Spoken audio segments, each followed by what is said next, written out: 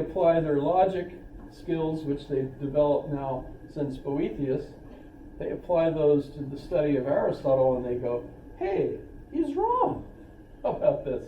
And so the revolt, the scientific revolt, is a revolt against Aristotelian science, which wouldn't have happened had it not been for this continual progress that occurred.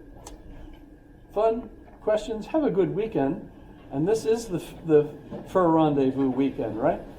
So if you're interested in getting out and doing things, there's a lot of things going on at UAA, except be aware the main water line to the library broke. I guess everybody heard that. Yeah, I saw the email. Pardon? I saw the email. Yeah, they sent out several. I heard them out there digging, so they're looking for it. It's open, yeah. The library's open, but the bathrooms are closed. Oh, yeah. And there's, some other limits. Apparently they have fire suppression off. I saw the The library? You saw the flood? Yeah. I haven't. Was it even worth them closing it down? Or was it just? Yeah, it was like blocking an exit. That's awesome. Completely. That's awesome. Wait, so I have a question about this. I have a question. Yes, yes. So for me, I see this as it's the same coin, but it's just the coin of life. That's just side one, side two, and then you could put God, Jesus, or the Holy Spirit here. Because this one, God exists outside of time, but you need time for earth and Yes, spiritual yes. life. Both of these have time as a component. But then each one of these would also be a separate coin going like, I guess like right here, because you can't really have, in my mind, you don't really have the matter without the ideas. It's like the original, Yeah, oh yeah, they the have to original be, argument. in order for you have matter, it has a shape. Yeah, It's not like, here's matter. yeah, No, that's a shape, actually, Yeah. right? And so, yeah, it has a shape, and it got that way somehow, and it has a purpose in the whole chain of being, basically. They thought of everything, every niche in the entire structure of the universe is filling a purpose. yeah. So yeah, and the same thing over here is spiritual matter has a shape. Angels have an interesting thing I didn't get to, but each type of angel has to be its own species because they're an individual, and yet what normally separates individuals is the matter. We're both human and all these different characteristics, but your body is separate than mine. Well, with an angel, spiritual matter isn't going to have that kind of characteristic. So if they're the same, then how do they get to be different? Well, they're different species. Okay. According to their solution. So could you also argue that humans in and of itself have subspecies to themselves? Because if you're going to make that No, argument, we don't even know what a species is, actually. and see, that's if you're going to make the argument for angels would have to have different species, then what's to say that humans don't? Because I mean, you definitely have humans that have Well, common sense. where and we humans that do don't. that would be like with Homo erectus, and Neanderthals. We have.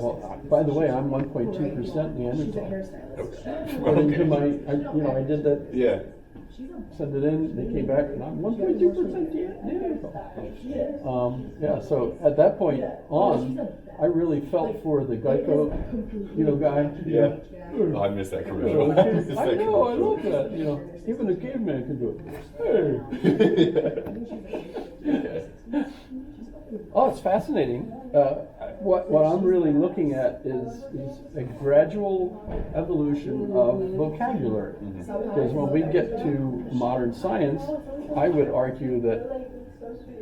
So this is mass, and this is energy. We still have the same division. Yeah, the known and the unknown, like the tangible and the intangible.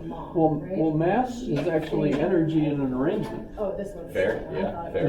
So what we got is really just energy, which, that actually fits really well. With lots of elements in the development in the Middle Ages.